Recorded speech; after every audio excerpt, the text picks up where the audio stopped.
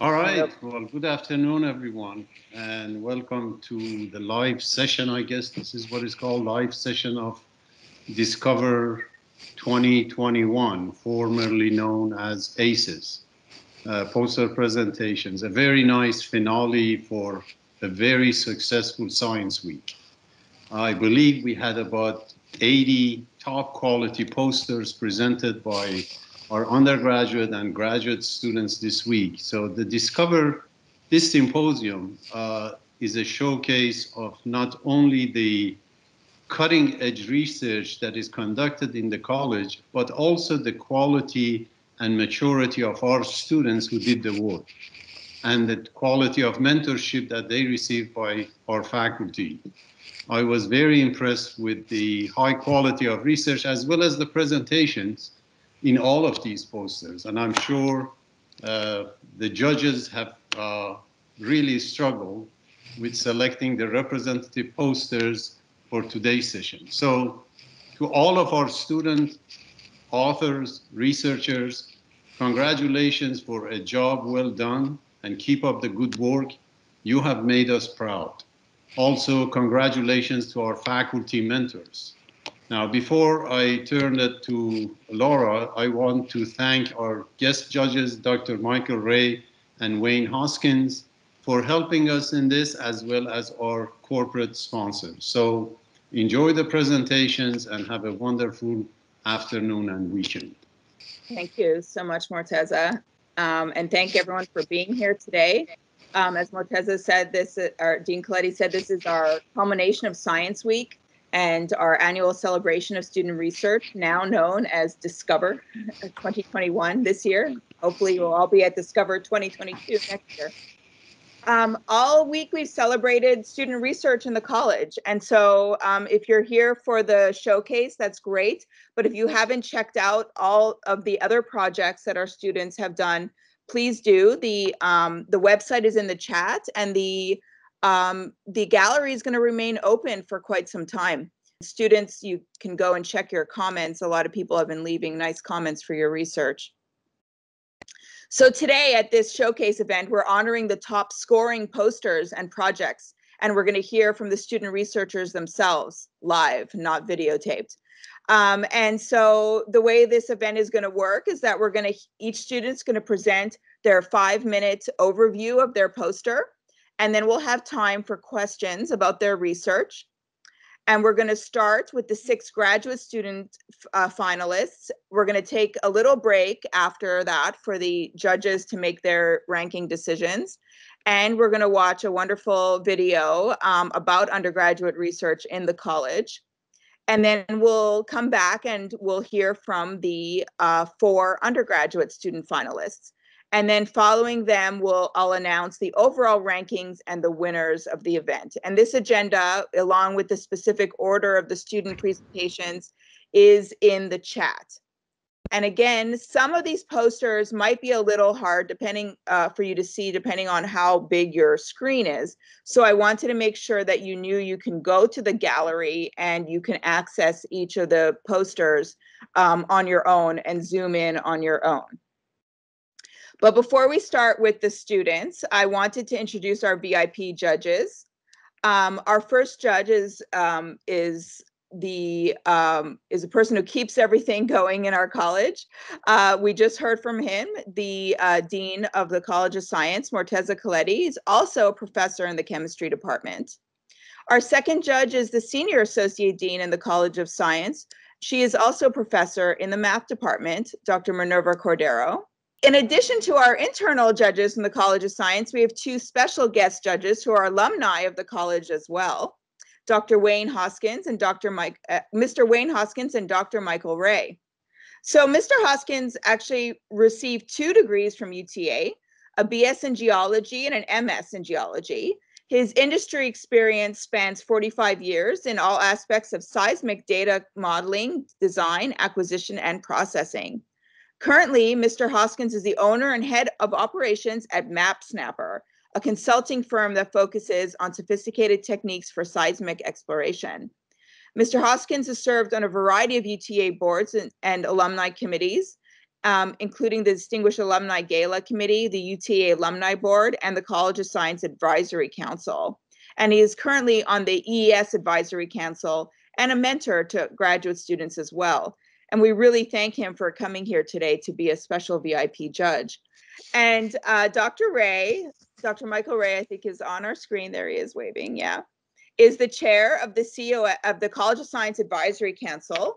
And Dr. Ray received 3 degrees from UTA, BS in math, an MA in math, and a PhD in mathematical science. Notice, fellows, I'm not selling the years. So, and after Dr. Ray retired from ExxonMobil, where he was the physics and mathematical science director, upstream director, science laboratory director, division manager, just to name a few of his many positions he's held with Exxon. He is now ExxonMobil's Distinguished Science Advisor. He was named a SIAM, Society for Industrial and Applied Math Fellow in 2009 for his contributions to geophysical computational.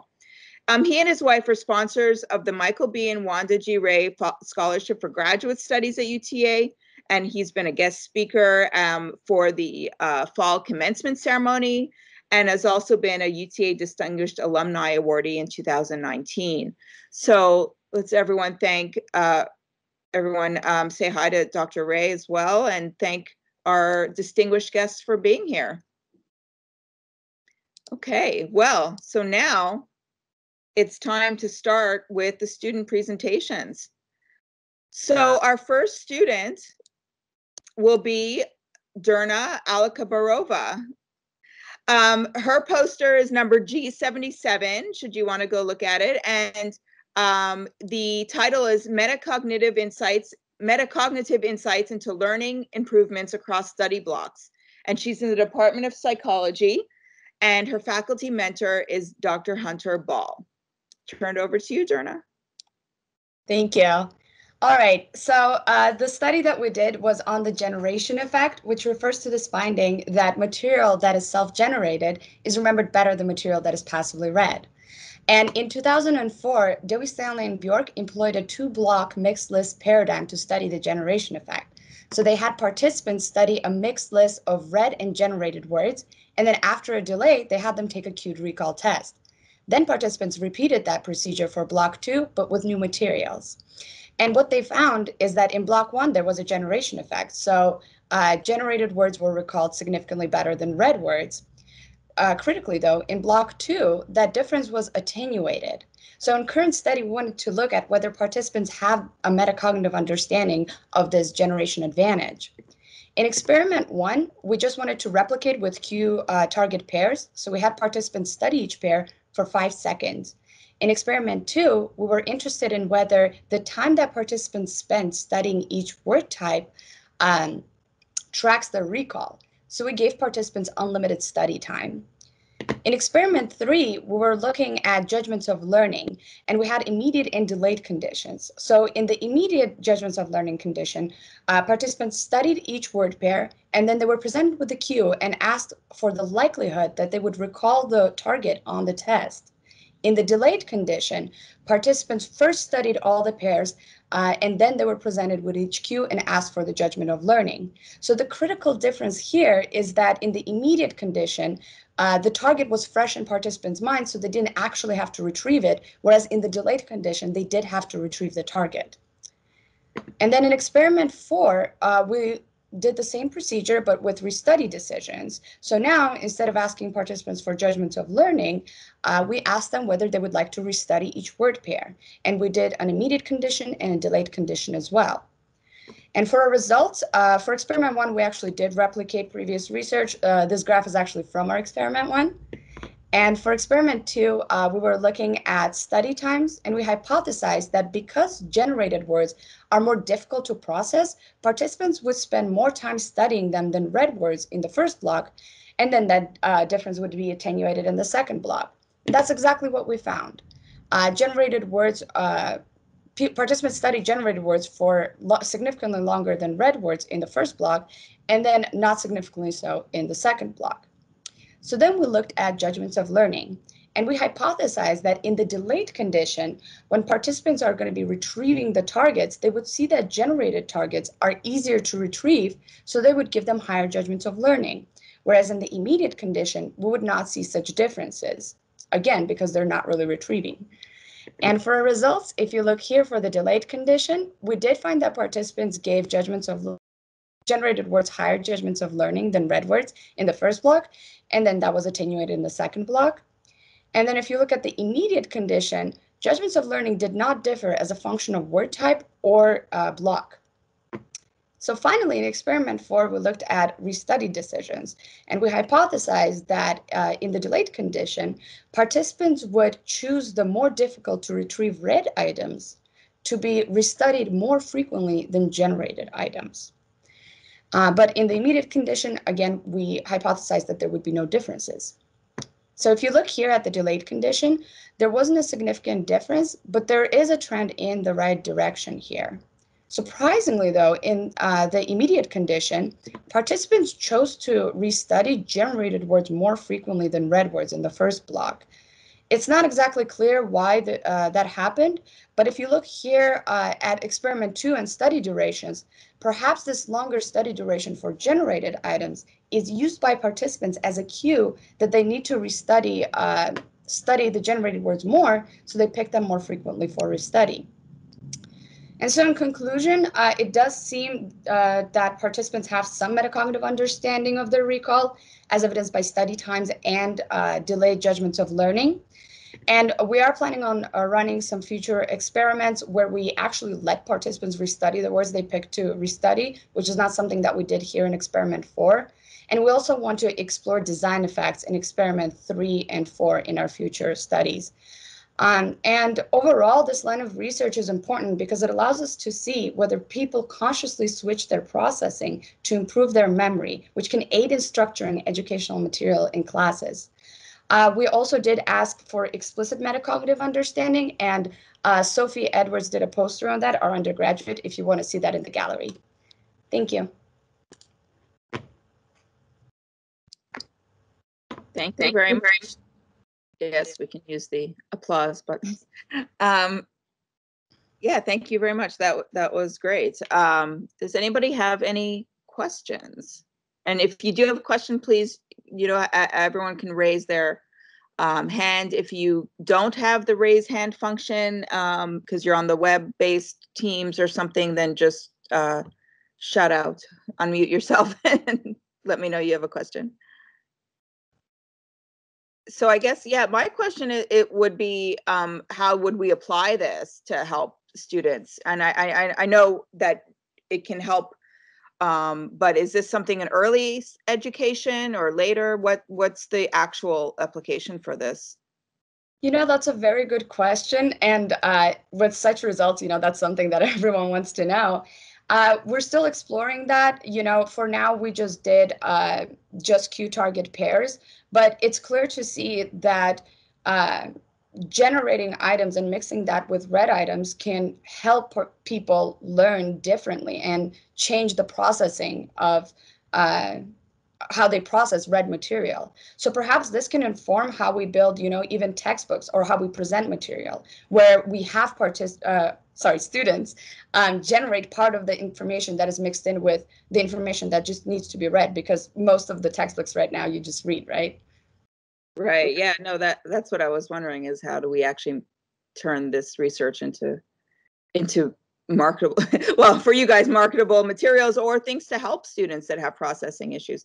Oh, there is a student. Oh, Dr. Michael Upgang, do you have a question? Just a quick question. I could have missed it, but what was the age range of the participants in this study? They were all undergraduates, so they were between 18 and 23. Thank you. Great. Oh, and Dr. Ray has a question as well. Yeah, just a quick one. Of the sample sizes, were these each one of them a different group of students, or were there some that were in all of them? And what drove the sample size? So for each experiment, we had a different group of students.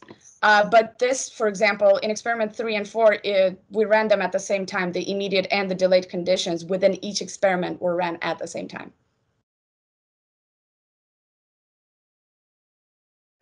Great. Excellent. Okay, so thank you very much, and we'll move on to the next student. Thank you. Thank you. So our next presenter is Noura Alkaldi, and she's going to be talking about electronic and optical properties of copper cysteamine structures by first principles calculations. She's in the Department of Physics, and her faculty mentor is Dr. Mohammed Huda. And Noura, I can take it away. Yes. Thank you. Hello, everyone. So today I'm going to talk about copper cysteamine. Cysteamine is an organic stable aminoethyl compound which can be biosynthesized in mammals, including humans. Copper cysteamine is a molecular solid which has this formula. We have copper, chlorine, and RCH2, CH2, and NH2. It is a type of photosensitizer which can be activated by visible light, ultraviolet, X-ray, and microwave to generate the reactive oxygen species.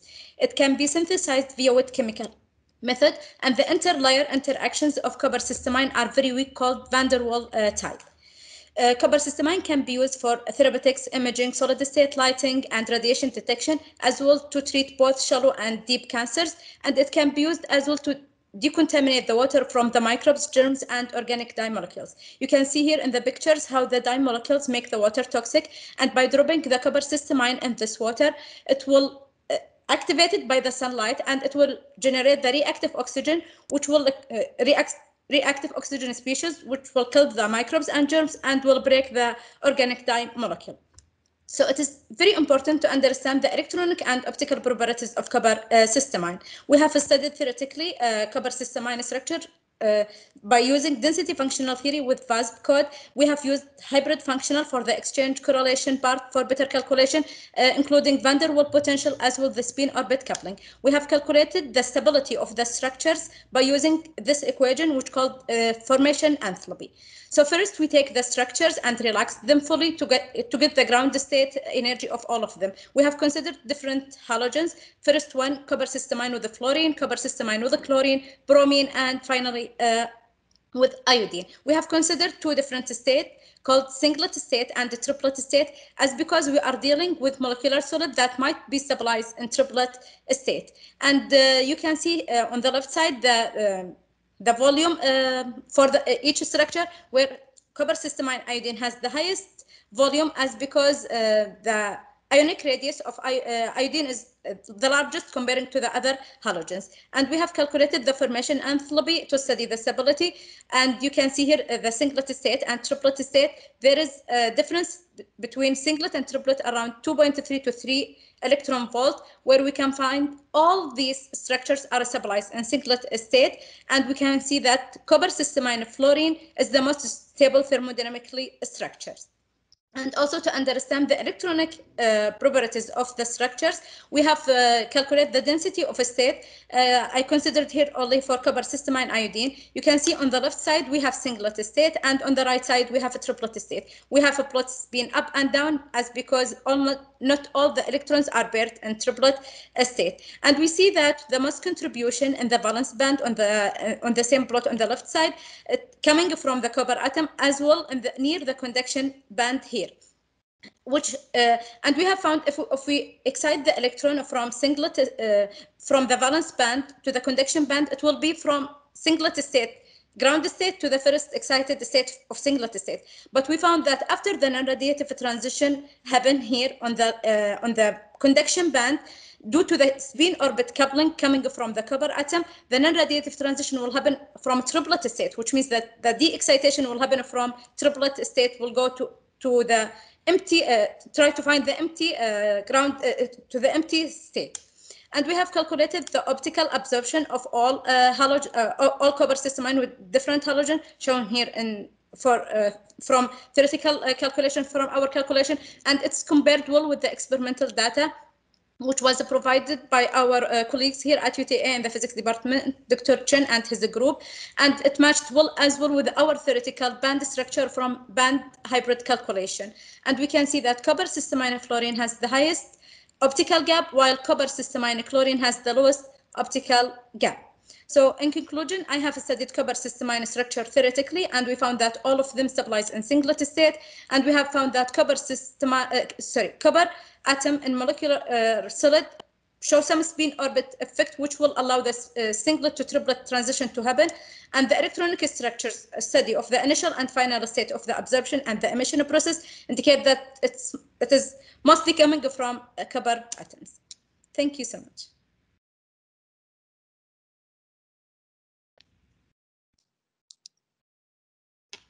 Thank you very much, Nora. Are there any questions?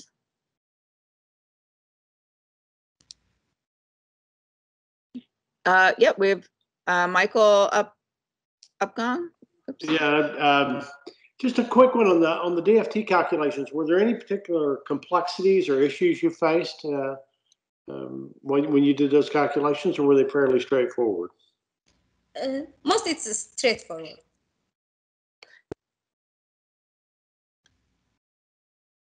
Okay. Oh, and Dr. Michael Upgong.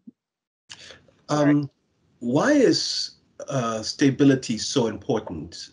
Does this copper systemine persist a lot in the environment? Do you want it to last a long time? Can you paint a little bit of the big picture as to the importance of these chemicals as far as their stability is concerned? Yeah, it's because it's used in different applications, such as for medical applications. It is necessary to study the stability and make sure that the structure are stable in different temperature or at different environment, so it will stay longer without decoupling or break the bond between the atoms. So because it's used in different applications. Okay. Dr. Coletti, you have a question? Dean Coletti?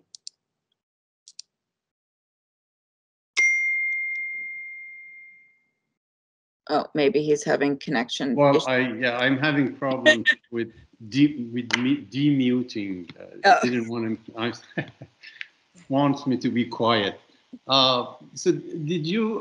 So when you say do these compounds have antimicrobial property? Is that right? Antibacterial properties? No, it doesn't have this thing, but it can be used in different applications, like. Okay, so when you say decontamination of water from microbes, does this mean that it will eliminate the bacteria, the germs, right? So it has to, so in terms of its biological activity. Yeah, so it will, when it's activated by the sunlight, so for example, if we drop it in the water, and if it will activate it by the sunlight, it will reduce produce the reactive oxygen species that can help to kill the germs and the microbes. Well, that's very important. Also, with the different halogens that you have a different band gap. I understand that these are calculations based on fluorine that has the largest. If you were, well, that's based on experimental measurements. Actually, what is the error range, the margin? I mean, is the 3.66 significant? How important is that 0.2 electron volt band gap between two compounds?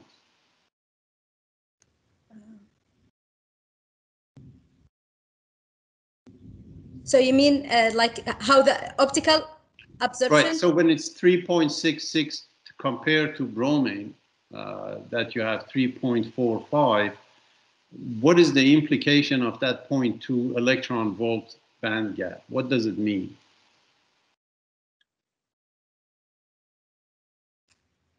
So like these bands are like,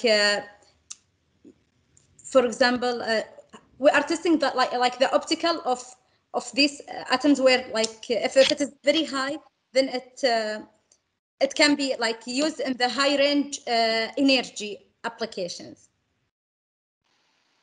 Okay. Thank you.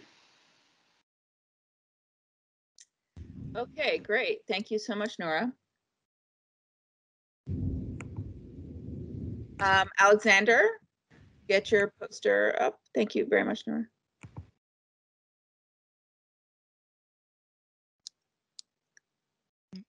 You guys can see it, right? Yes. Okay. So our next poster is online extraction of environmental pollutants from microplastics using SFE, SFCMS. And our presenter is Alexander Kaplitz from chemistry department, and his mentor is Dr. Kevin Shug. Okay. Take it away. Thank you. So microplastics are just small pieces of plastic that have been degraded from the larger pieces of plastic that we use in our everyday lives. They are increasingly found throughout the environment as our plastic production is overtaking our recycling efforts and just the natural decomposition. So these can go through mechanical, chemical, and environmental processes until they go into these microscopic forms.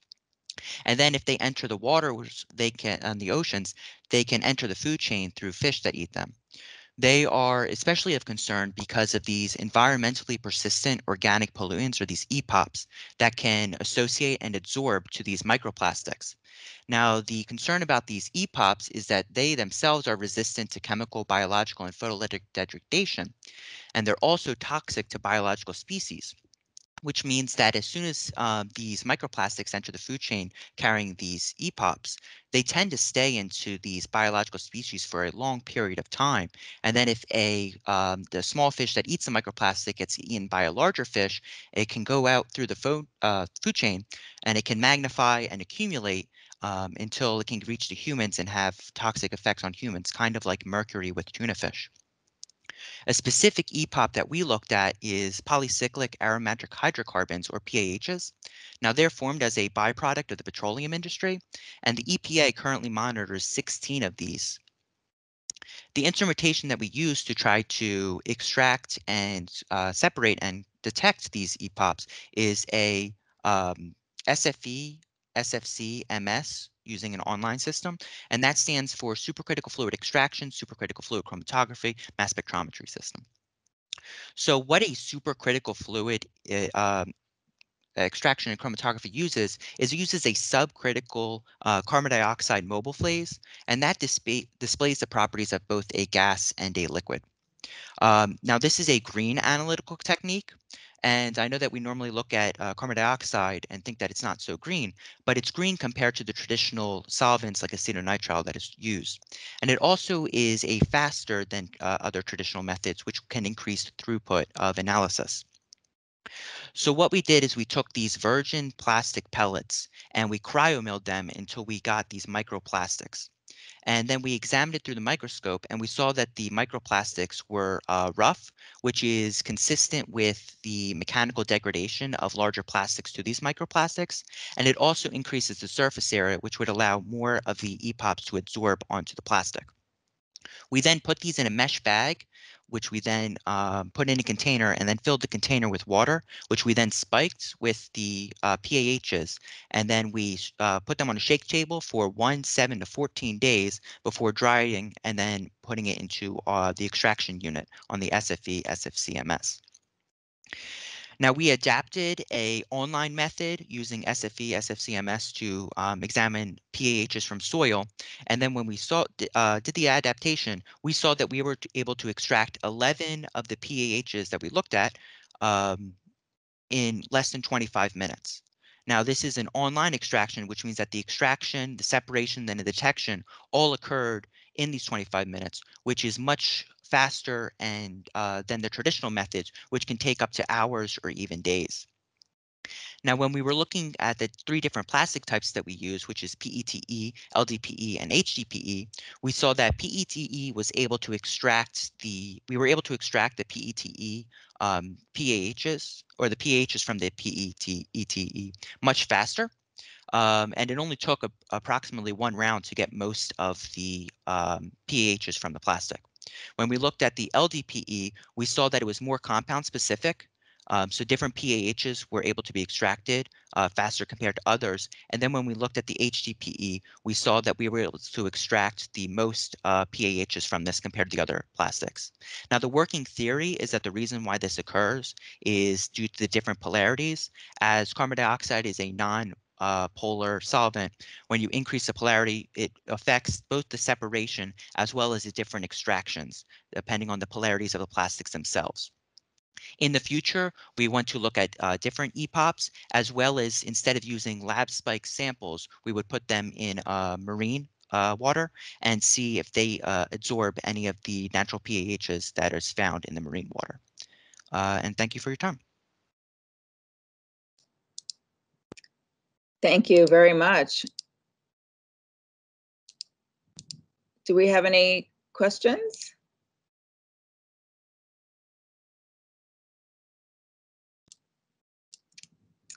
Scott Coleman. Hi, fascinating topic. I'm sort of interested in plastics and their relation to phytoestrogens. And you know, we hear about contamination of our, you know, soils and you know, terrestrial environments. You know, with phytoestrogens, you know, coming from pesticides and herbicides and plastics and so forth. What do you think is the potential problem for, you know, leaching of phytoestrogens into, you know, marine habitats? So I'm not sure about the exact specifics, but if I had to make a educated guess, when you have like these estrogens that go in, it can probably cause different types of developmental issues, as well as maybe cancers. But I'm not exactly sure with the phytoestrogens. We were specifically more looking for these other EPOPs, but yeah, I'm assuming it could cause some developmental issues. Thank you. Yeah, thank you very much. The application to ocean water will be very fascinating. Thank you. Okay, so our next speaker is Zachary Chares. Zach, are you still on? Yes, ma'am. Okay. So there's a lot of storms passing over campus right now. I don't know where everybody else is, but I hope we don't have any connectivity issues. Okay, so Zachary's going to talk to us about a multi-view extension of the unbalanced Procrustes problem with an eigenvalue-based approach. And Zachary's in the math department, and his faculty mentor is Lee Wang, Dr. Lee Wang. Take it away, Zach. Gotcha. Thank you so much. Okay, so let's suppose that you give me a matrix of data or data matrix, this really high dimensional matrix C, and let's say that I want to represent C as something a lot smaller. Maybe because C has a lot less memory needed, Y does, because Y has a better representation of C, and C is just this really huge piece of information that we want to reduce in size. So the original unbalanced Procrustes problem seeks to find some transformation, which takes me from C to Y. And I'm going to do that via this other matrix called X. Well, a very natural question would be to say, well, what happens if not only I have this one matrix C, but what happens when I have a bunch of them, right? What happens if I have many different matrices that I all want to make look like the same matrix Y? So what we proposed to do was to do a multi-view extension and to solve this exact problem. So not only do I want each data matrix to look like some smaller representation of itself, I also want them to fall directly on top of Y. I want them to get close to Y, and I also want them to get close to each other. Now, this kind of process can be used in all different kinds of fields of sciences. Let's say that you have a matrix full of image data or images or sound recordings. Maybe they're really noisy and you want to denoise them, or have a better representation of your image to get rid of all the noise. Or maybe we have all these observations and all these features, and we want to maybe do some prediction analysis on that. So this unbalanced Procrustes problem has a lot of different uses. So here is the function that we're going to be trying to minimize. So all of this is saying is the smaller that this value gets, the closer that we can safely say that each of these data matrices, C1, C2, C3, and we can keep going, right? The closer that they each get to this one particular matrix, Y, and the closer that they're going to get to themselves. So we have these two constraints to try and get them as close to Y as possible. Well, there's many different ways to solve a problem like this, but one way that we associated this problem is we can turn it into what's called an eigenvalue problem. Now, there's many different ways to solve an eigenvalue problem, but there's one particular way that we wanted to do, and that's called a self-consistent field iteration scheme, or just an SCF for short. So quickly going over the algorithm, all I'm going to do is just input guesses for all of these matrices for however many that we have. We're just going to guess, and let's say, I don't know, let's say I have like 10 of them. And I want to run it through this iteration scheme, and all I'm going to be doing is just updating these x's to get better and better x's every single time. And eventually, we're going to keep running through this cycle until we get to a point where we say, you know what, I've reached these optimal x's, I'm going to stop. So these are going to be the outputs, right? So the closer that we get to these optimal x's, the smaller that this objective function value should get. So to get a feel for our algorithm, we just randomized a few matrices. We randomized Y, and we randomized 3 different matrices, or 3 different data size matrices. And we ran it through the algorithm, and this graph shows that over time, over each of the iterations, our objective function becomes incredibly small really fast. In fact, it converged at about 8 to 10 iterations. So at the very least, we know that our algorithm is working properly. But not only do we want our objective function to go down, we also want to make sure that each of the matrices C, all of these, fall in the same ballpark. And if we look at the distances between those transformations, we want them to be really, really small too. And on the graph, it shows the average distance between each of them, and it's about the order of 10 to the negative 3. So 1, we know that our algorithm is working properly, and 2, we know that our transformations are getting significantly close to each other, which is exactly what we want.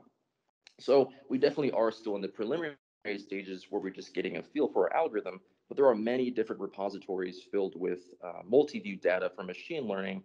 And the next step would be to take this algorithm on those data sets which aren't so pretty and see how it fares up against those. But thank you so much for listening.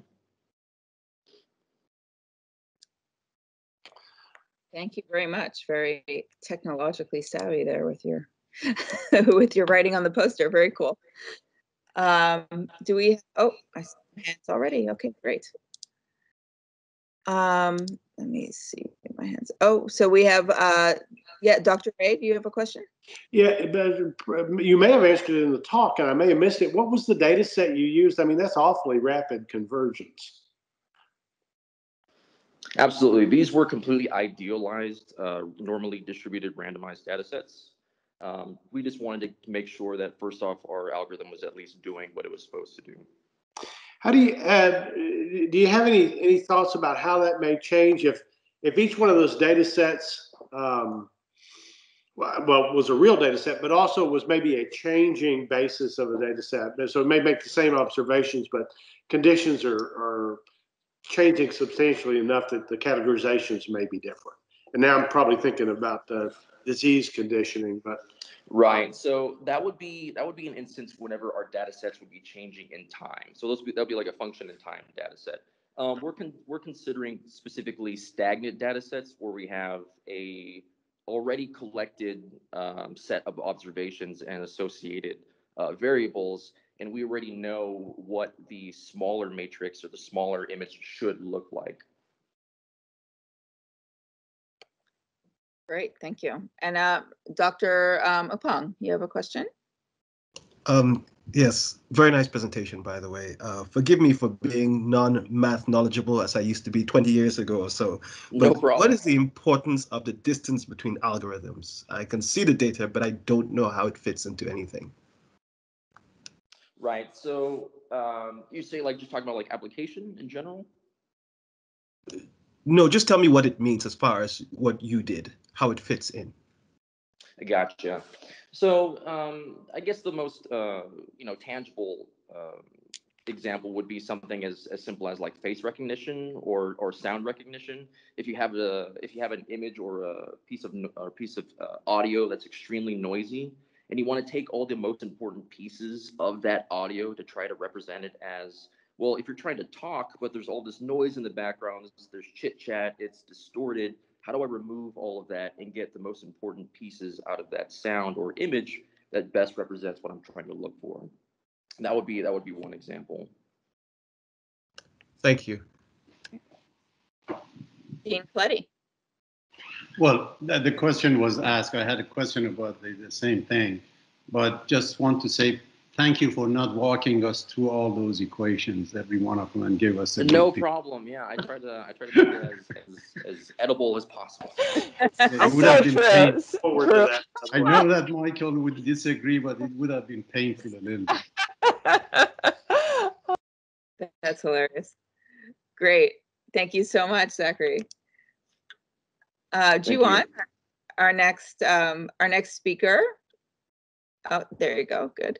So Jiwon Oh is our next speaker, and she's going to be talking to us about changes in maternal serum concentrations of per and polyfluoroalkyl substances from pregnancy to 2 years postpartum.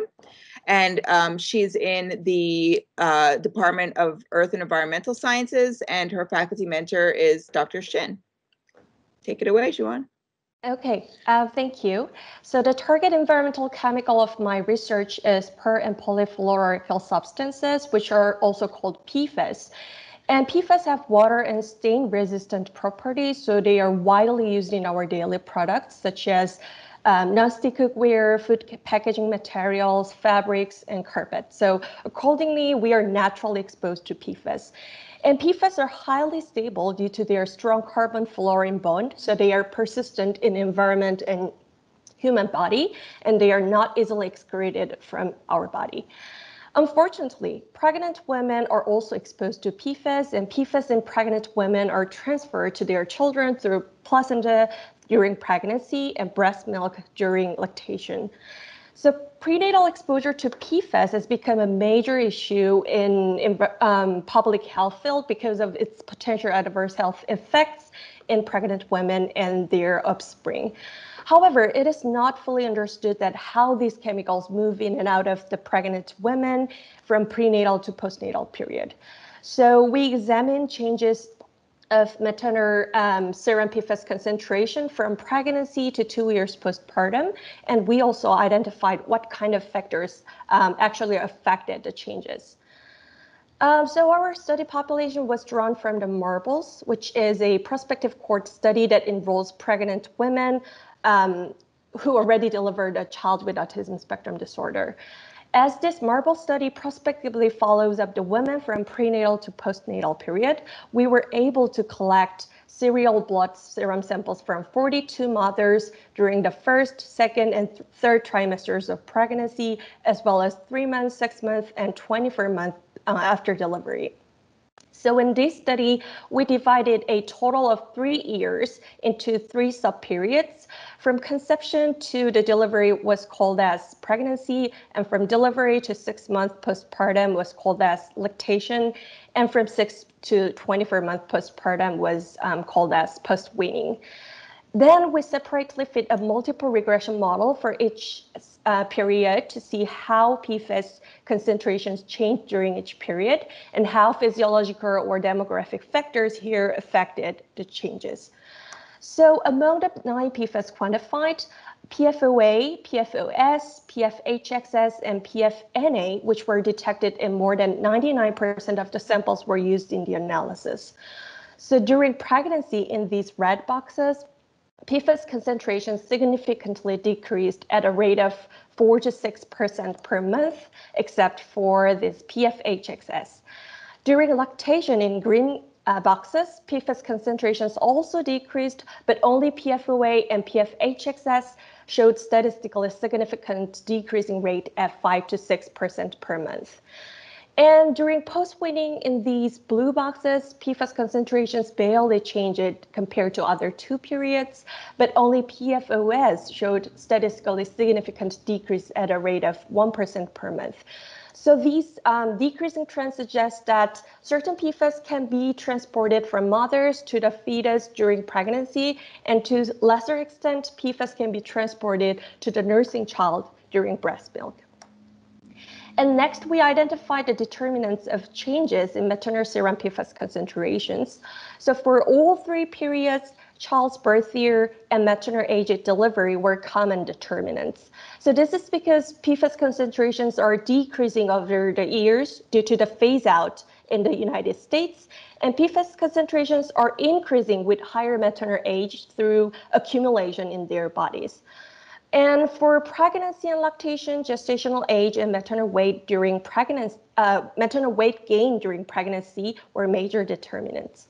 In conclusion, our study showed that maternal serum PFAS concentration changed at different rates during pregnancy, lactations, and post-weaning. And for epidemiologic studies for which only postpartum biomarker measurements are available, our findings might be useful for reconstructing reliable prenatal or early life PFAS exposure. Thank you for your attention.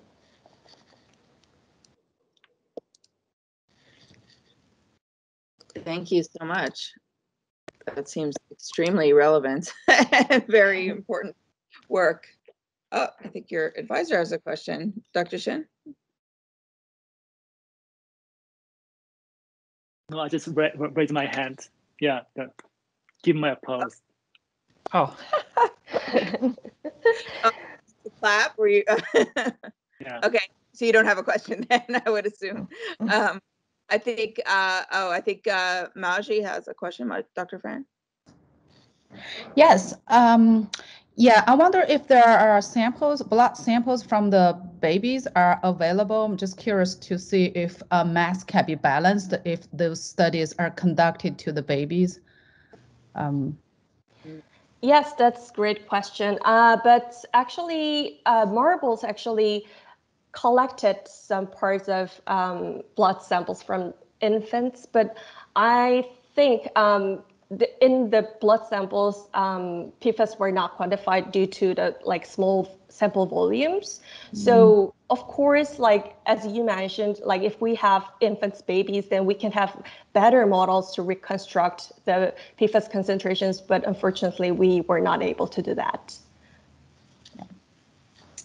Great. Great work. Thank you. Okay, our next speaker is Philip Pepper. Is that how you say your name? Philip is going to talk to us about differential memory, prospective memory benefit of reminders depending on cognitive load, and he's from the Department of Psychology, and his faculty member is Dr. Ball. Take it away, Philip. Thank you. Hi, everybody, and it is Philip Pepper. Thanks. So, event-based prospective memory refers to our ability to plan and fulfill a future intention in response to an environmental cue, such as remembering to take a medication after seeing it on the kitchen counter. And in a typical event-based prospective memory task, participants complete an ongoing task, such as making 2 versus 3 syllable judgments, and then form the intention to make a special response to a certain cue, such as pressing the enter key when seeing the word parakeet. In everyday life, people often form mini intentions to complete various tasks. As these intentions mount, so does the cognitive load on prospective memory. And one way to deal with the difficulty of maintaining multiple intentions is to use reminders, such as a to-do list for groceries or a smartphone alert for taking a medication. Reminders reduce cognitive load and can mitigate capacity limitations potentially reached as the number of intentions increase. We therefore hypothesized that reminders would improve prospective memory performance, particularly under high load when cognitive resources are taxed. So we tested this hypothesis across 3 experiments. All 3 experiments used a syllable judgment task as the ongoing task, and all participants formed an intention to make a unique response whenever they encountered a prospective memory cue. In the first two experiments, we manipulated load and reminders between subjects, resulting in the 4 groups you can see off to the right here. The low load groups in the first two experiments had 1 prospective memory cue to remember, and the high load groups had 4 cues to remember. The reminder groups had the to be remembered cues listed at the top of the screen throughout the experiment. Experiment 1 used specific cues, which were encoded exactly as they appeared within the ongoing task, such as the word parakeet. Experiment 2 used non-specific cues, which were encoded as a general category, like all birds, though participants would make a prospective memory response to exemplars within the category, like parakeet. Experiment 3 used cue target word pairs, and whenever participants saw the first word of a pair within the ongoing task, they were to type in the second word from the pair as a prospective memory response.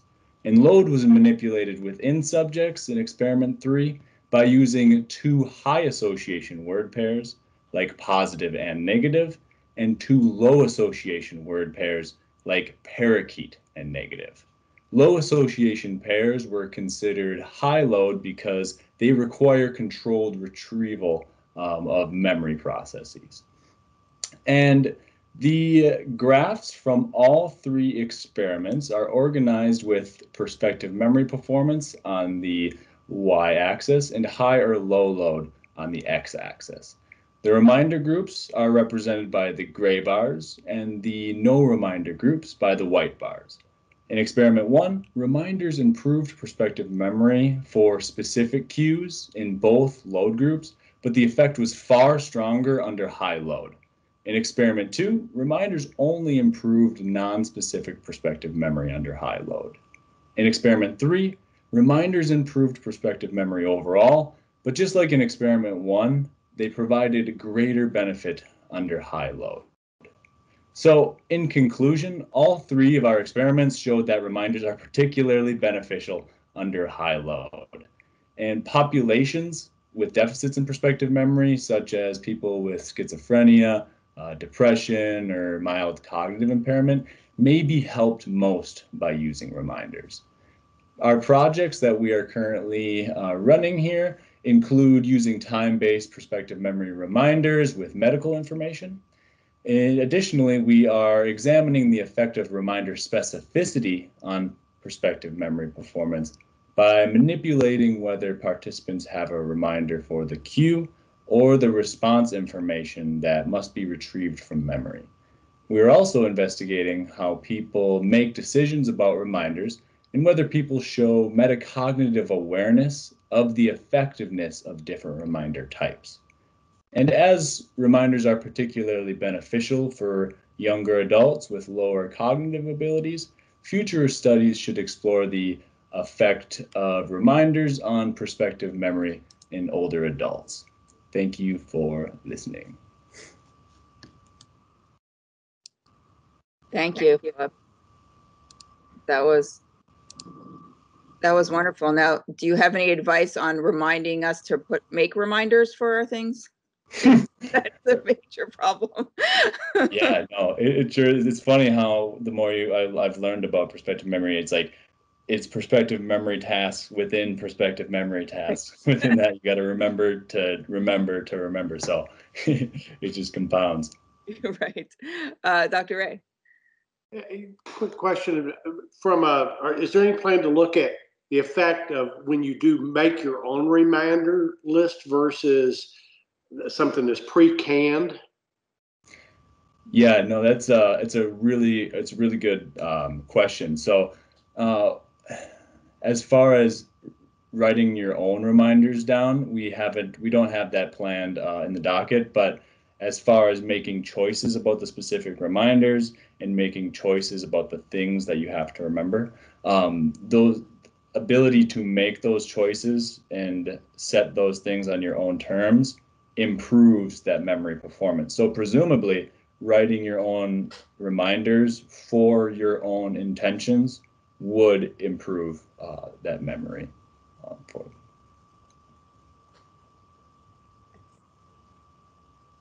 Any other questions?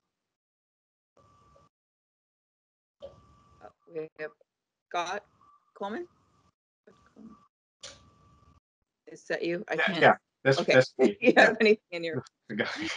Yeah. So I noticed at the very end of your good presentation, you said something about looking at individual differences. And so I was sort of curious, do you think individuals with a sort of neurotic personality are going to be, would that interact or, modulate the use of reminders? I mean, if you're sort of an anxious person or nervous about, tasks and things like that, so maybe a personality dimension such as that would be a variable that you would look at under the realm of individual differences? That's a really interesting question. As far as like concern over remembering a future intention, there is one task that one of our fellow prospective memory researchers uses that can actually measures like how often people set reminders, even when it's maybe against their best interest to do so, or maybe it's overly costly to set reminders. And that would be interesting to look at whether, highly neurotic people were more likely to set reminders even when it's more costly to do so. But I guess our research is generally more on individual differences in cognitive abilities, like working memory. But that is a really good question as well, as far as individual differences in personality types.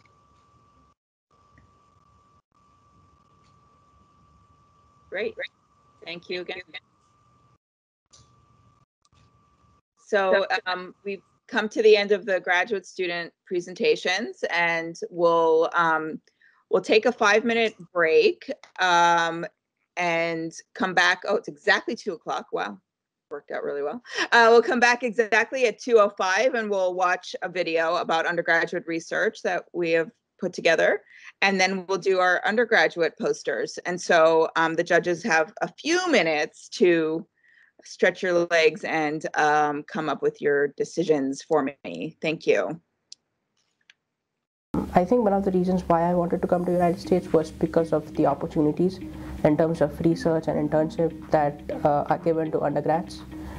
It's not common to be an undergrad researcher back in India. So that was what I was essentially looking for in a college. And when I was looking at the profile of UTA, I found that many undergrads in physics major work in one of the labs or with one of the professors. So that was one of the most attractive things at UTA. Plus we have the Atlas project going on here at UTA, which is one of the biggest projects right now in the world. So that was a great thing. I was talking to my professor in genetics, and I looked into his research, and he did a lot of different types of research. I wanted to ask him about it to see which topics he was more interested in and which he wasn't, just because I saw like a heavy emphasis on a certain topic. So I asked him, I just said, oh, can you tell me a little bit more about your research? Which I found out, if you ask someone that's doing research about their research, they will not stop talking. But yeah, that kind of goes in with the passion for, just finding this, enzyme or discovering this molecule. It was pretty inspiring. I thought, maybe I want to do research, maybe. So College of Science organizes student-teacher mixer events every semester for freshmen and transfer students to sort of get to know the faculty. And I was at one of those events, and that's how I discovered that physics department organizes colloquiums every month. And I was there at one of the colloquiums, and I had read about Dr. Lopez's research because I've always been fascinated about space physics and solar winds. So I reached out to him at the meeting that I would love to join your research group if you have an opportunity, and that's how I got my opportunity. He just said that you should come by at the meeting, study the material. If you like it, then you're welcome to stay. And yeah, that's how I got my opportunity. I would say this for sure. when you don't really get to apply concepts, you get bored very easily, I'll say that. You know, like sitting, you know, through lectures and reading stuff in a book can be very cool, but then, you know, when you're doing that for multiple classes, you know, I hate to say it like this, but it gets kind of tiring. But if I learn about bacterial transformation, you know, plasmids and stuff like that, and then I get to do an actual procedure like that, where I can, you know, take competent cells, you know, put plasmids into a solution, you know, heat that solution up to where, let's say the plasmid gets uptook by the you know, by the competent cells, right, for our bacteria we want to grow, and you know, let's say this plasmid has you know, a gene that codes for antibacterial resistance, and then now I plate, you know, let's say those cells onto, you know, an agar plate that has ampicillin on it, and then now only those cells grow and nothing else. Those are just multiple concepts applied right there in one simple procedure, and you know, you could always look further into it and like learn more about it. I was also grateful for my graduate students because, you know, in the very beginning, you know, they'd be teaching me procedures and stuff, and I'm just like following like exactly, you know, the steps what they're doing. But when we had some time, they would tell me exactly why we'd be doing things and, you know, the implications behind them. So like, hey, so why do we want to, you know, we want to express this protein, right? So we're going to put it inside this cell, and we're going to grow the protein and then put it on a plate. So why are we going to put it on a plate that has ampicillin? And then why do we put a plasmid that codes for ampicillin resistance? Well, you don't want other bacteria, you know, basically to contaminate this. You want only the cells that, you know, you want to grow. And so it's like a lot of people went, oh, that makes sense, right? But, you know, if no one explained it to me, then perhaps I wouldn't understand. But as you know, gain more of an understanding by learning, then you can start to piece things together yourself. And of course, you can always like look up online or read from a book too. That helps. I think from my side, it's just a lot of questions, that's one of the great things he does. If you are starting out in his lab, then the first thing he wants to do for about a month and a half is just to ask questions. So your task mainly is to ask questions. So that sort of helps you to ask the important question of why. So after reading each sentence of the module or of the research paper, you stop and think, why is the statement true? And you don't just take it as a fact. And if you don't completely understand it, then you ask him that question. So that sort of helped me to overcome the learning curve fast, because I was just a freshman and I didn't know the sort of the math behind the complex math behind the space physics that was going on, and that helped me to sort of overcome that learning curve. Plus, graduate students have been helpful a lot. They basically taught me the entire Python. When I was Fatima, one of the graduate students that I work with, she taught me Python and how to plot the correlation curves for my research project, and it has been a great experience. Maybe family sounds overused, but I would say everyone is very tight-knit for sure. It's funny, our lab is in the basement, so there are no windows, so we're just locked in there with each other all the time. But you know, I love the company. The graduate student I work with, you know, are, you know, Isha, Mithun, Suman. They're great. You know, as a sophomore and junior, I still don't know, you know, much of anything compared to their knowledge, but they're always happy to show me the ropes, to explain to me what's going on. Like, I never feel like I'm being a burden to them. They genuinely enjoy teaching me, showing me the ropes, because, you know, like one day they're gonna, you know, graduate their PhD and then move on. So I'm always thankful for the knowledge they've imparted on me. We are like a family in some ways. I'll text them, hey, I'm coming up to lab. You guys want boba? And they're, oh yeah, we love boba. We love share tea. So, you know, I'll run down the street on Cooper to share tea and get all this boba. And, you know, of course we can't, you know, consume it in lab. We have a designated break room. But yeah, so on our downtime between procedures and experiments and stuff, we just kind of hang out and talk.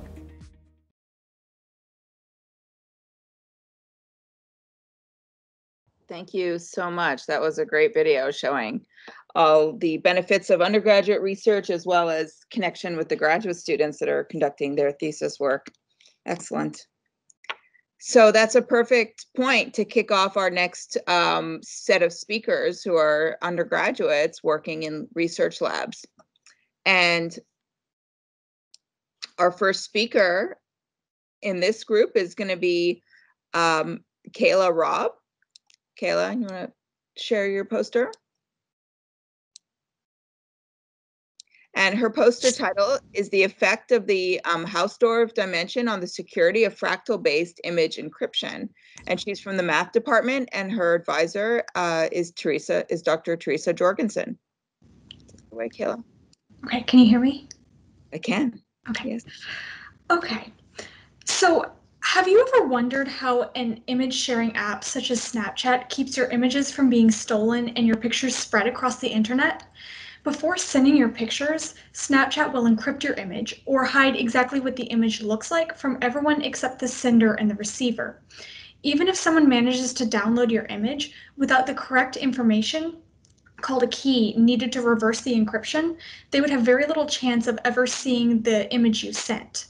Encryption, as you can see here, uses a general mechanism with a specific hidden bit of information, the key, which keeps everyone except the intended recipient and sometimes the sender from reading the encrypted message. In this image, you could kind of say that the way that the arrows map is both the cipher and the key. To do this, encryption, cryptographers want to make the encrypted message as unpredictable as possible for people who don't know how to undo the process that made the image random. However, they also want to be able to undo the encryption in order to recover the original image when needed.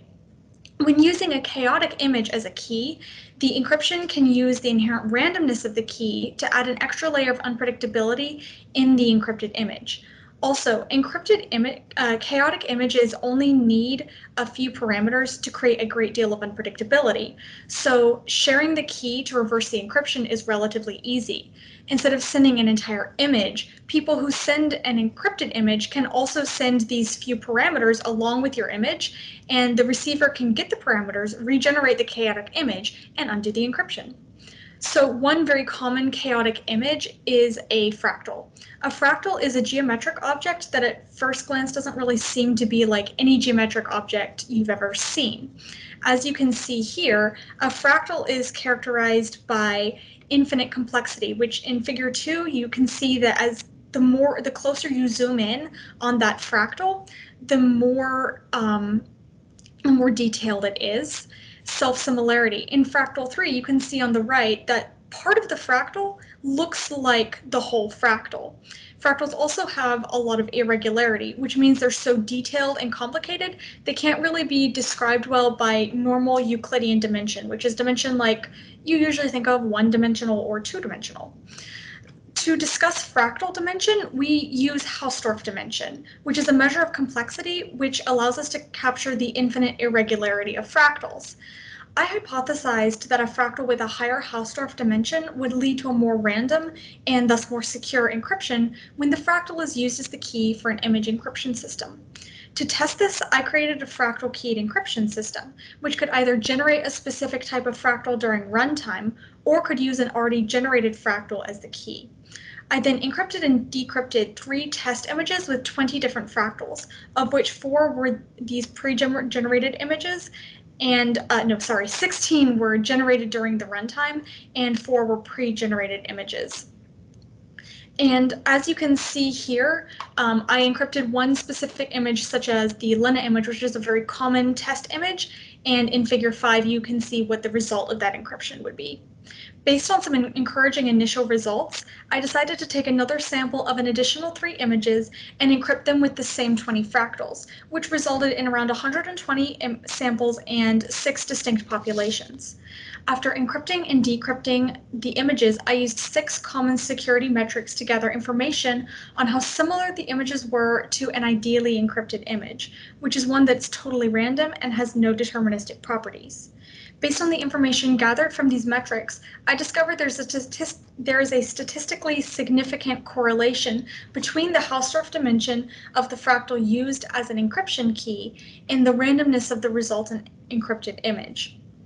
Correlation between dimension and entropy, which is a measure of the predictability inherent in an image, averaged around -0.65 among the sample populations, which shows that a higher dimension of the fractal key meant less predictability in the resulting encrypted image. correlation between dimension and deviation from identity, which measures the deviation from the ideally encrypted image, averaged at 0.52 for the sample populations, showing that higher dimension resulted in less deviation from identity.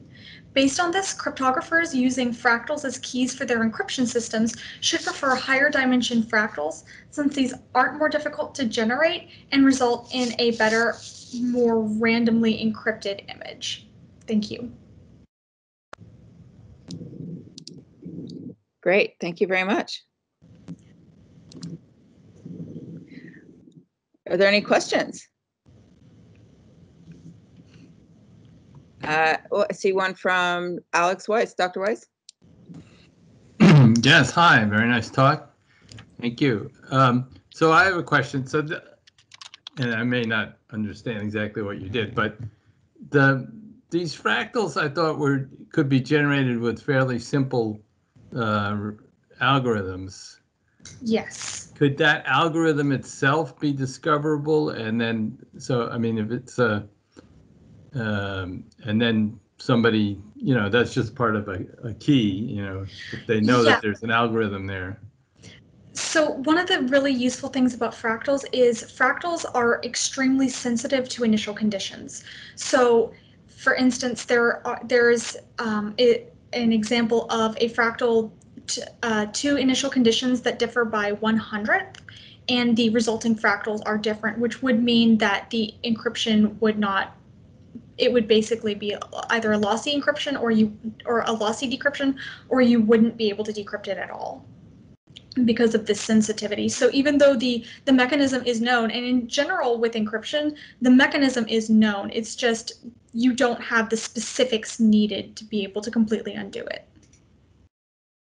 Does that make sense? Yes, thank you very much.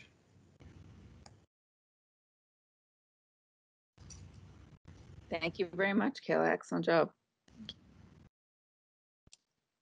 Great. Okay, so next we have Mary Asmati.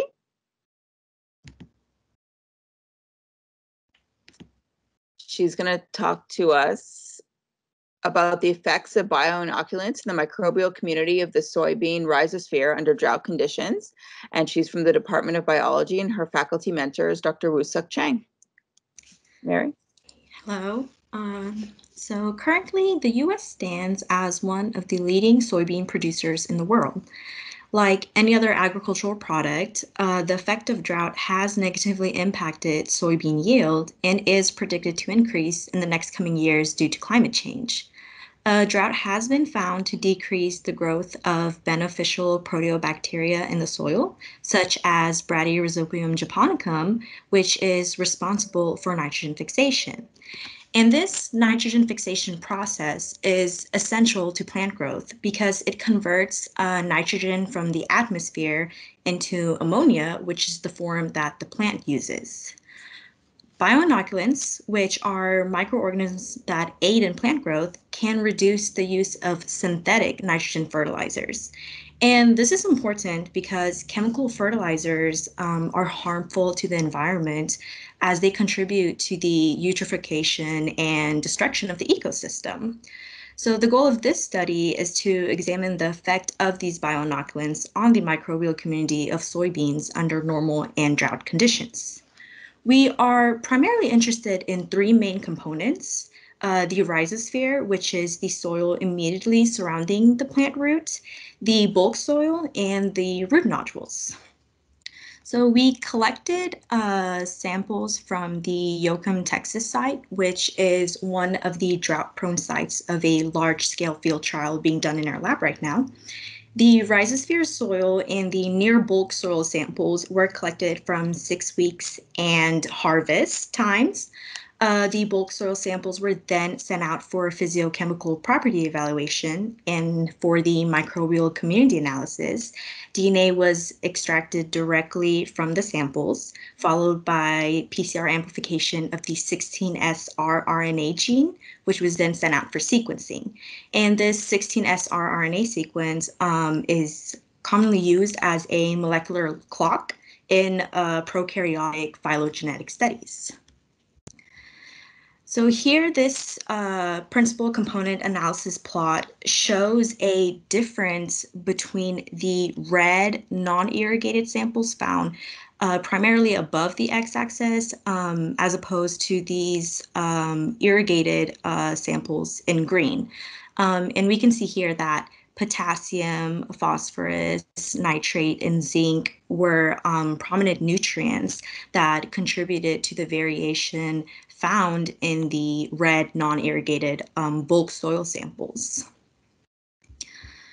And then up here we have the alpha diversity, and based on this rarefaction curve, we can see that more than 7,000 sequences were used to capture most of the community diversity found in each soil sample. And based off of this, these two box plots show the evenness and observed number of OTUs, or operational taxonomic units, which are clusters that share a similar 16S rRNA sequence. And we did not see any difference in evenness, but we did see a greater number of OTUs observed in the irrigated soil samples. And then figure 5 here represents the beta diversity, which shows a clear distinction in species composition of the irrigated versus non-irrigated soil samples. So don't concentrate on the colors, but more on the shapes that represent the irrigated and non-irrigated. So in conclusion, drought stress altered biotic as well as abiotic factors in the soil. The diversity of the microbial community was decreased by these drought stress conditions as observed by the number of OTUs, and caused significant differences in the beta diversity between irrigated and non-irrigated conditions. This research will provide useful data for farmers in drought-prone regions, especially in states like Texas. Thank you.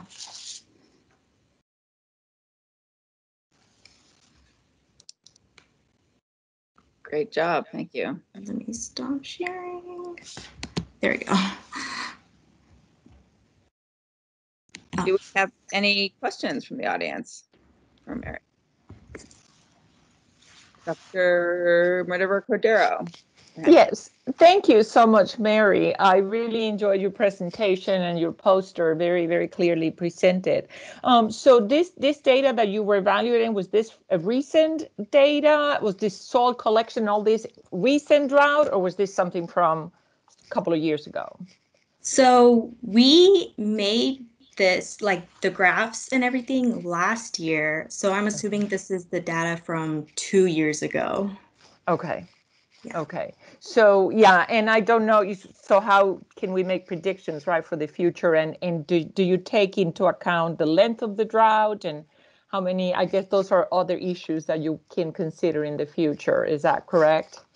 Yes, so what we did is we took the samples from 2 time points. We did it at 6 weeks, and usually after planting, 6 weeks is where you see the most activity in nitrogen fixation. So I would consider that the most important time point to examine the microbes that are contributing to that nitrogen fixation activity at that time. And of course, the samples were also extracted during harvest, which is when the plant has already grown to its adult form. Excellent. Thank you so much. Thank you. Thank you. If there's no other questions, we'll move on to our next speaker. Okay.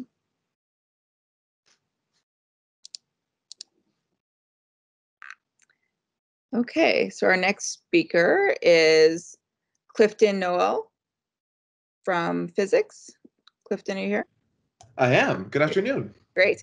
And he's going to be talking to us about the investigations of ion feedback in and lifetime testing of a large area microchannel plate photomultiplier tube.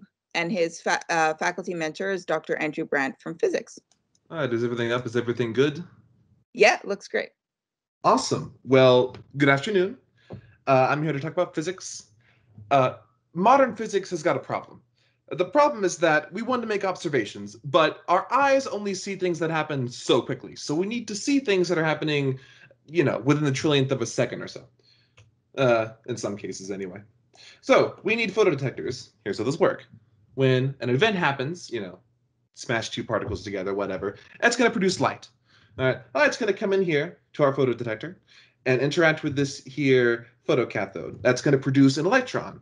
The electron's going to come down here. It's going to bump off the walls in this little space here and bump up more electrons. And so eventually you're going to get an exponential effect where you put in one electron, you get out a million, and that is measurable. So we know that, yes, something has happened. The issue, let me scroll down here. The issue is that every once in a while, these electrons are going to gain enough energy to break free an ion. Now, these ions are positively charged. So the electrons go this way, positive charges go this way, and it's going to damage the photocathode. That's no bueno. That decreases the lifetime of our tube. So we want to figure out a way to limit that. We can do that by looking at the afterpulse that is created after the main pulse, which is over here. Over here. Right now, the best research we have on this is the Lehman experiment. This is an excellent experiment. It was done over a very long time. And basically what Lehman did is took a bunch of tubes and just wrecked them, destroyed them to see how long they last. It's limited in two ways. One, all the tubes are destroyed, and that represents a very significant financial investment. These tubes cost like tens of thousands of dollars, so you don't want to really destroy them. And also, it took a very long time. This tube, I'm on drag mode. This tube right here, this long one here, took 11 years to test and is still going strong. So, yeah, time is not on our side here, it would seem. But we've developed a way to make this testing better. This here is a scan of a 2x2 inch photocell.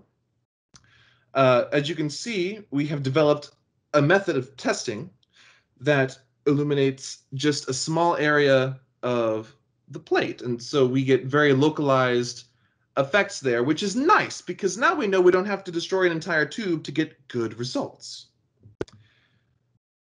Let me see here. This is how we do it. Let me zoom in there. There we go. We'll have an LED, and we'll send light through these different fiber optic cables, and we'll send one over here to the MCP. That is also independently monitored over here so that we can tell if there's a problem with the LED so that we know, hey, if there's a problem with the LED, we need to fix that. We can also test several at a time, so we have a good testing method there. Now, most recently, we worked with this bad boy. This one is a very big photodetector. This one is 20 by 20 centimeters. It's called the LAPPD. And our experiments show that we can illuminate, again, just a very small area. This one right here, that's the square there, and get good results from it. So this is before testing. This is the area we irradiated, and this is after. As you can see, no difference. So we have proved that we can perform testing with very little damage. And the best part is that this experiment that you're seeing here was done over a period of about 30 days. So whereas destroying the tube, whereas the Lehman experiment destroyed his tubes, I'm going to pick up there, over here, we are able to not destroy our tubes and do so in 30 days, whereas Lehman took 11 years in one case. So the next thing is to figure out how afterpulses are going to correlate with photocathode damage, because the more damage that a photocathode receives, the less usable our tube is. So we've been running experiments there. We'd like to correlate the afterpulses with the ion feedback that we're getting. So let me check here. I have notes. This equation is a rough estimate of the time of flight that our ion takes to get from wherever it originates to the photocathode. It's imperfect, but it is a good estimate. Okay. We know two of these variables. We know time of flight, and we know the voltage that we're using. So we have three unknowns. Well, you got three unknowns. You need a system of equations with three equations, three variables. So we're going to use three experiments. Now, the experimentation here is ongoing. We're just really scratching the surface of what we can do with our research. But one result I'm ready to share with you today is this one right here. So these graphs all show different experiments.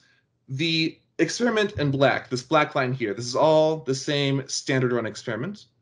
And then the red ones are all variations. Now, in this one in particular, this is the one I want us to look at. We varied voltage within the gap, and the peak stayed at the same time of arrival. So that tells us something about the ion that is causing this peak. That tells us that probably it's going to come from somewhere after this gap. So let's look at this diagram here. We are simulating the time of flight of the ions using Simeon. That's what this is right here. That's this photo. And here we have 2 MCPs, and here's where the ions are coming out, and we simulate them hitting the photocathode. Okay. Now this tells us up here, we varied the voltage in this gap, this area right here. And since the peak didn't change, that tells us that the ion associated with that peak is probably originating from somewhere here or later. So either either in between the MCPs or in the first MCP or somewhere over here. That's what that tells us. The experimentation is ongoing, but we're very optimistic based on our results here. We also know that the LAPPD works well, and that it didn't take long to test it. Yeah, I think that's all I got for now. Thank you. Thank you very much, Clifton. Are there any questions?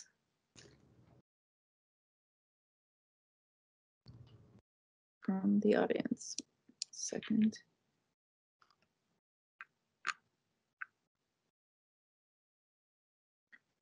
Okay, great.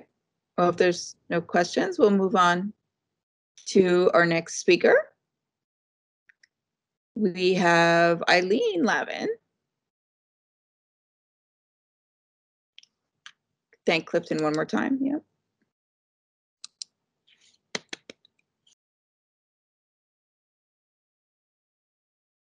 Okay, so Eileen is our last speaker of the undergraduate group, and she's going to be talking to us about motor profiles of children enrolled in a virtual motor skill intervention program. And she comes to us from the Department of Psychology, and her faculty mentor is Priscilla Tamplain. Thank you. Okay, so we started this research due to the COVID-19 pandemic. The lab that I work with is the Developmental Motor Cognition Lab, and we primarily focus our research on children who have motor delays or disabilities.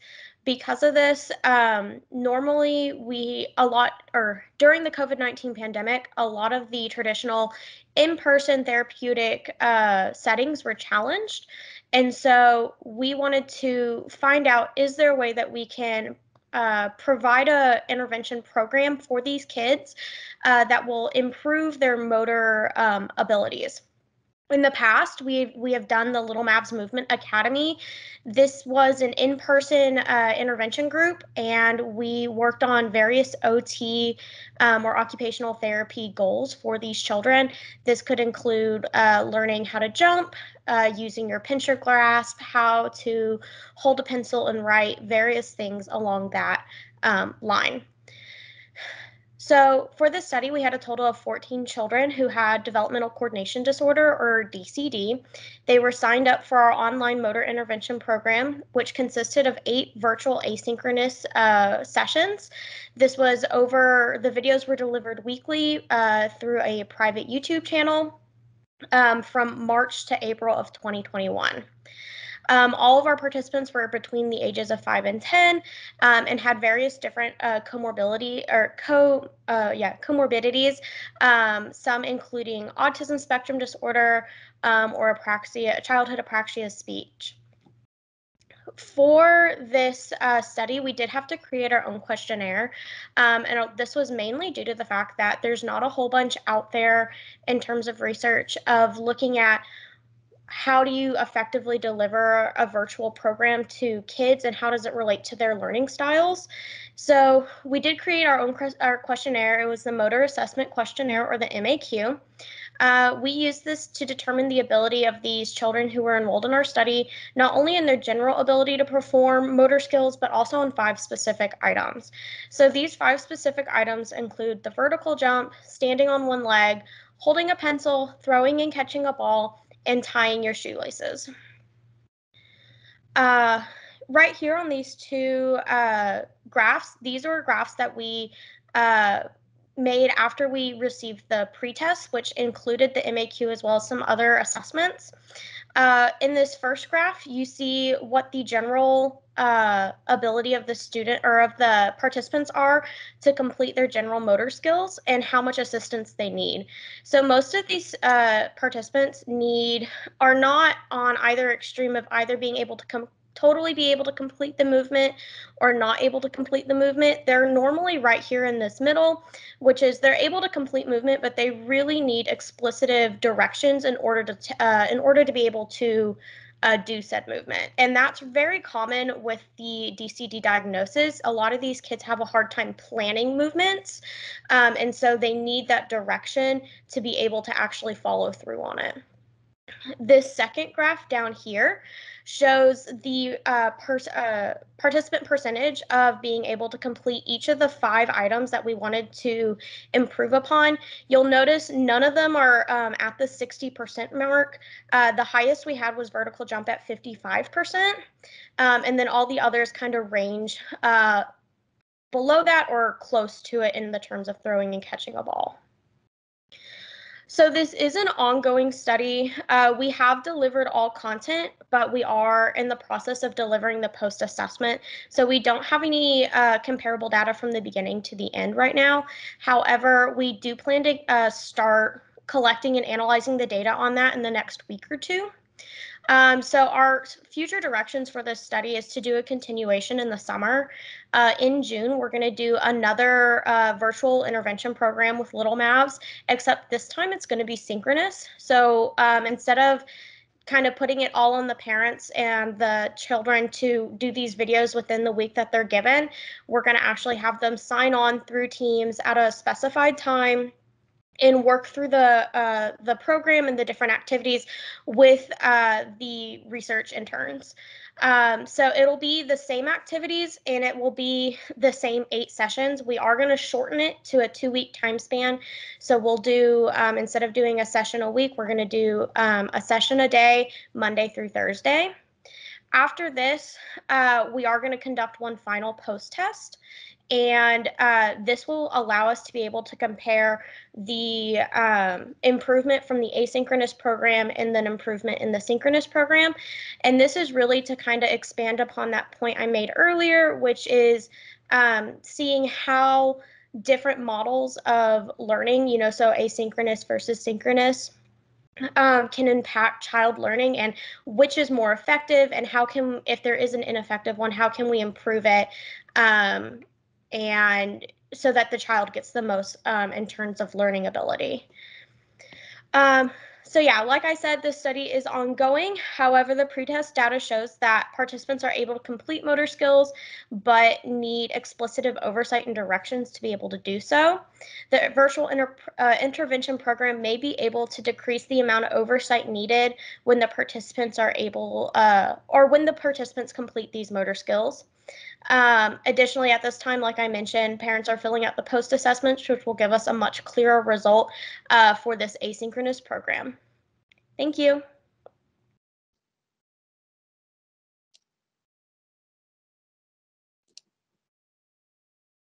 Thank you so much, Eileen. That's very creative to come up with projects because of COVID. That's really great. I think I see a hand from Dr. Cordero. Yes, thank you so much, Eileen. This was a great presentation. And like Dr. Midler said, great that you're thinking of ways to do this. And when it comes to something as physical as motor skills, did you take into consideration the commitment that because since this was done completely virtual, then you depended on the parents or the caregiver to actually do the exercises and the workshop with the students? Did you take that into account, or how did you try to have kind of similar situations for your participants? Yes, so we definitely took that into account. That was probably one of the things that we were most concerned about, because in general, these kids have a lot of therapy. So a lot of the times it's like on Monday they have speech therapy, Tuesday they have OT, Wednesday they have another sort of therapy. So we really wanted to make this intervention program something that could be as hands-off as necessary or as can be, while still being able to deliver those measurable outcomes in terms of improvement in ability. So the way that the online program worked is that we had on-screen volunteers, including myself and my lab partner, and we would walk the child through each step. There was some activities that would require more parental oversight, but for the most part, we really tried to minimize that and have the child be able to watch the video and be able to complete the activities without the parents having to intervene too much. But the age of the children was 5 to 10, is that correct? So I guess that at least the parents had to get them on the screen and get ready to do the exercise. Thank you so much. I really appreciate it, Eileen. Yes, thank you.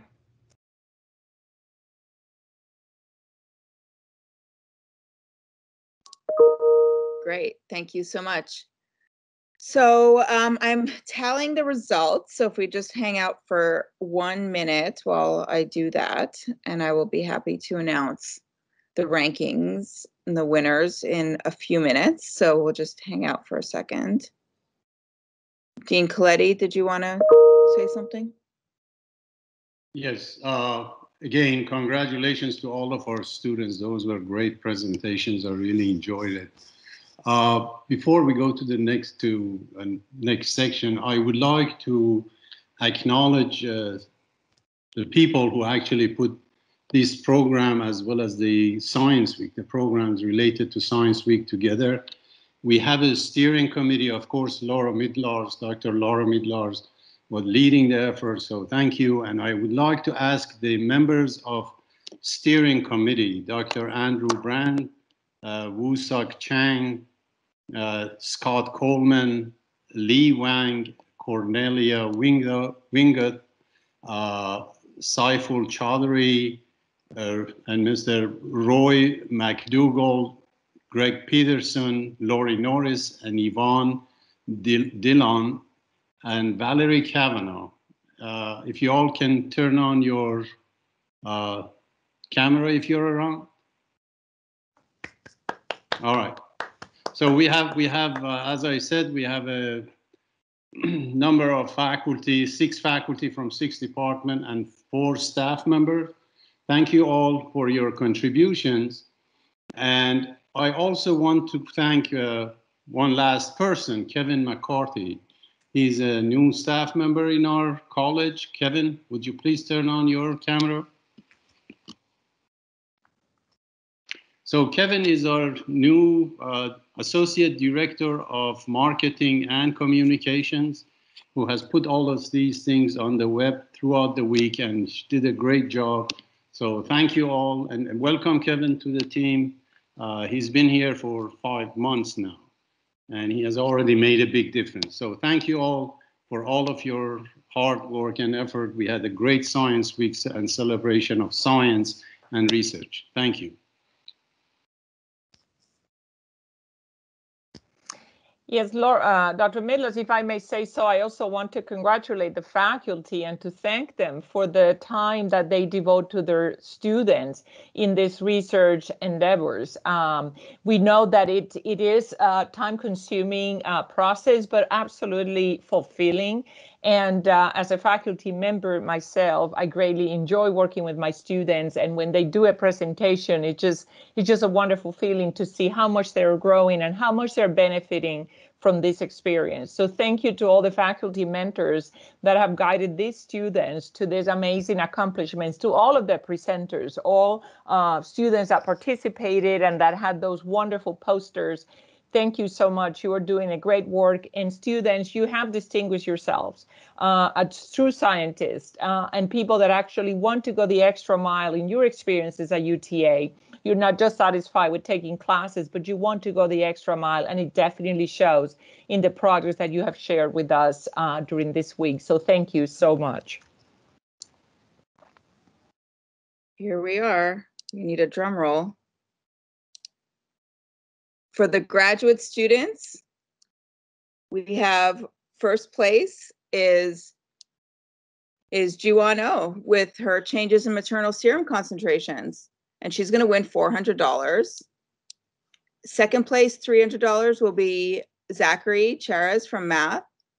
And in third place, winning $200 will be Philip Pepper. And then our honorable mentions will each get $100. So I want to thank everybody and the graduate students for your hard work. And then for the undergraduates, we have our first place is Mary Ismati from biology. Our second place is Eileen Lavin from psychology. Third place is Kayla Robb from math. And our honorable mention is, oops, sorry. Our honorable mention is Clifton Noel from physics. So thank you, everyone. That is all we have for you today. And it was a wonderful showcase. And hopefully we will be in person next year to celebrate Science Week and all of our wonderful student research.